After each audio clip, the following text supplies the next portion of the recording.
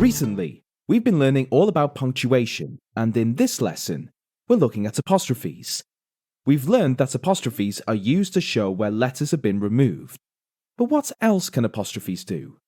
Let's take a look. We have learned when to use an apostrophe to show where letters are missing. Today we will learn when an apostrophe shows possession. In the story of Grace Grammar and the Stolen Statue, we know that Mr. Anderson was being very possessive and greedy. The shop was called Anderson's, so he argued that everything inside it must have belonged to him. Of course, Mr. Anderson didn't get away with that, but it does give us a useful clue about the second job apostrophes do. They indicate possession, showing us that something belongs to the noun. Let's look back at Priya's letter to Tomasz to learn more. Instead, the cloak flew off Holika's shoulders, covering Prahlad and saving him. Here, the possessive apostrophe and the S are added to show us that the shoulders belong to Holika. Obviously, we don't say, those are the shoulders that belong to Holika though. We would always just say Holika's shoulders. The apostrophe and the S indicate possession, who or what the noun belongs to. This is the formula. Noun plus apostrophe plus S plus noun. Holika's shoulders. Easy, right? But what if something belongs to more than one person? How do you use apostrophes with plural nouns that end in S? Let's take a look. This is to give thanks to the Hindu god Brahman for allowing the farmer's crops to grow. The apostrophe of possession shows us that the crops belong to the farmers. The crops don't just belong to one farmer though. Here you can see that the noun farmers is plural and it ends in an S. So what do? We simply add an apostrophe, but don't add another S. We say farmers' crops. We wouldn't say farmers' crops, would we? So our formula becomes plural noun that ends in S plus apostrophe plus noun. Farmers' crops. Siblings' hair. Some plural nouns don't end in an S though, so you just follow the usual rule for them. The children's books, for example. Now, let's have a think about the people in your class.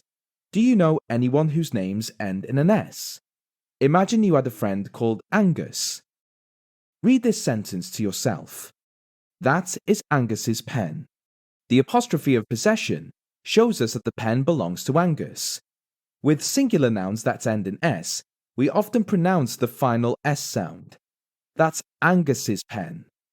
So if you would say that final S sound, you write it too and add the apostrophe plus S.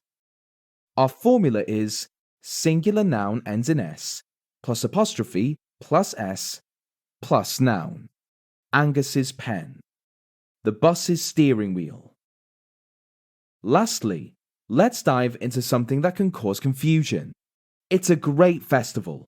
I love Holi and all its traditions. Here we see two forms of the word it's. The first one uses an apostrophe to replace the missing letter I. It is has become its. The second form of the word its doesn't use an apostrophe. Hang on a minute. That's odd. The traditions belong to Holi. So why aren't we using an apostrophe of possession? Well, the word its is an exception to the rule.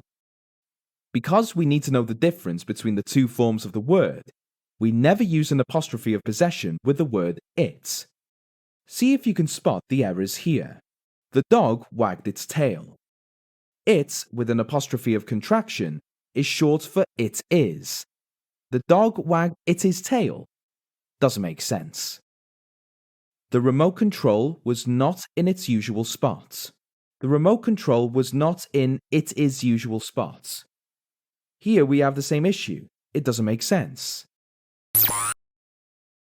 The correct version is the remote control was not in its usual spot. No apostrophe needed. So now we know. Apostrophes of possession show us who or what the noun belongs to. Most of the time, we use apostrophe plus S with singular nouns and just an apostrophe at the end of plural nouns that already end in an S. Lastly, beware of the word it's. Only use an apostrophe if you mean it is. Otherwise, there should be no apostrophe.